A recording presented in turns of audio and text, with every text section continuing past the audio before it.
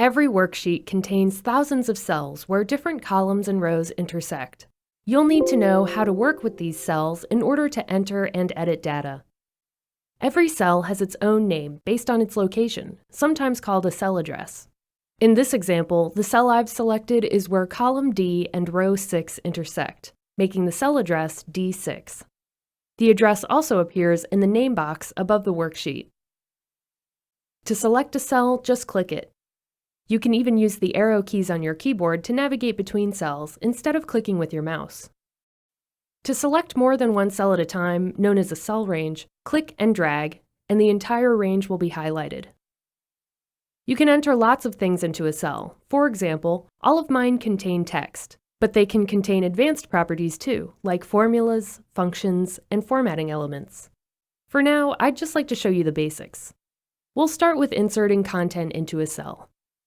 This person has confirmed that she completed part 2 of the training, so I'm going to select cell F9, then type an X. It appears in the cell and in the formula bar, where you can also enter or edit the contents of your cell. In fact, I'm going to take this opportunity to change the X to a capital X, so it's consistent with the rest of the list. Now for the next person, Walter. Although it looks like I've made a mistake, he's on the list twice, both here and here. I'm just going to clear the contents of the extra row by selecting the cells, then clicking the Clear command on the ribbon, and choosing Clear Contents. You can also use backspace or delete on your keyboard. So let's take a look at what that did. It cleared the contents of the cell, but the row is still there. That's okay. If you want to delete the cells altogether, all you have to do is click the Delete command instead. That actually removes the cells from the worksheet, causing the cells underneath to shift up and fill in the gap. Just remember that there's a difference between clearing and deleting cells, so you don't accidentally delete cells that you want to keep. Now I'd like to show you a way to save time by copying and pasting content. For example, I need to mark the rest of the people who completed part 2 of the training. Start by clicking the cell you want, then click Copy on the ribbon. You'll see a dashed box that appears around the copied cell. Next, select the cells where you want the content to go, then click Paste. To access more paste options, open the drop-down menu here. These commands will come in handy if you're copying and pasting cells that contain formulas or advanced formatting. You can also get to these commands by right-clicking in the worksheet.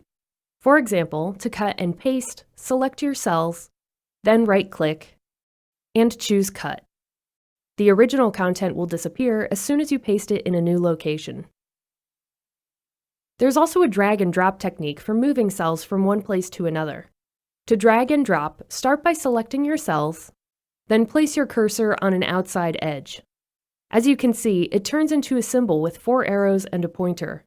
Now click, hold, and drag the cells wherever you want them to go, and release your mouse, and the cells have moved to their new location. To mark the rest of the people who've completed part 3, I'm going to use one of my favorite techniques, filling in cells with the fill handle. You can fill vertically or horizontally by selecting the cell you want to use, then clicking and dragging the square in the bottom right corner. The fill handle can also be used to continue a series. For example, numbers, dates, and other information that's listed in sequential order. See what happens when I use the technique on my header row? It continues the series up to part 6. Now you know the basics, including insert and delete, cut, copy, and paste, and other time-saving techniques. Everything you need to know to work with cells in Excel.